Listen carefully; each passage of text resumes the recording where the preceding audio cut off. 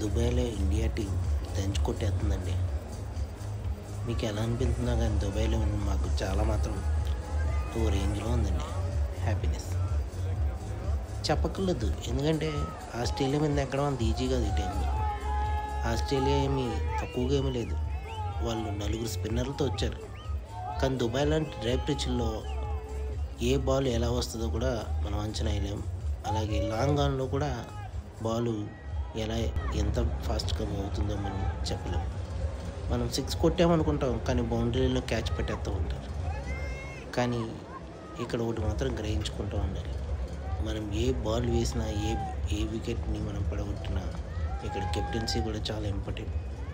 మనం రోహిత్ శర్మని చూసినట్టయితే ఈ మ్యాచ్‌లో కెప్టెన్సీ మాత్రం చాలా బాగా చేశాడని అనుకోవాలి. ఎందుకంటే మనం ప్రతి ఓవర్‌ని అబ్జర్వ్ చేస్తూ చూస్తే ఎప్పుడూ తను బౌలర్‌ని మారుస్తూనే ఉన్నాడు. బ్యాట్స్‌మ్యాన్ యొక్క ఉద్దేశాన్ని బట్టి బౌలర్‌ని మార్చి అతని వికెట్ తీయటానికి ఇంపార్టెంట్ ఇస్తూనే ఉన్నాడు. అలానే స్మిత్‌ని అయితేనేంటి, హెడ్‌ని అయితేనేంటి, మరి మాక్స్‌వెల్‌ని అయితేనేంటి, ఎవరినైనా మంచి బ్యాట్స్‌మెన్ అందరినీ అవుట్ చేయగలిగాడు. ఇంకా బౌలింగ్‌తో ఒక ఊపు ఆడుకున్నాడంటే బ్యాటింగ్కి వచ్చేసరికి కోహ్లీ, శ్రేయస్ అయ్యర్, అక్షర్ పటేల్, హార్దిక్ పాండ్యా ఒకరి నుంచి ఒకరు బాగా ఇంత అద్భుతంగా ఆడటం అనేది చాలా గ్రేట్ అసలు. ఇండియా టీం ఇదే చాలా సంవత్సరాల తర్వాత చూడటం. ఇదే ఊపు ఫైనల్లో కొనసాగించి ఫైనల్లో కూడా విక్టరీ సాధిస్తారని నేను ఆశపడుతున్నాను. మనం కూడా జై హింద్, జై భారత్.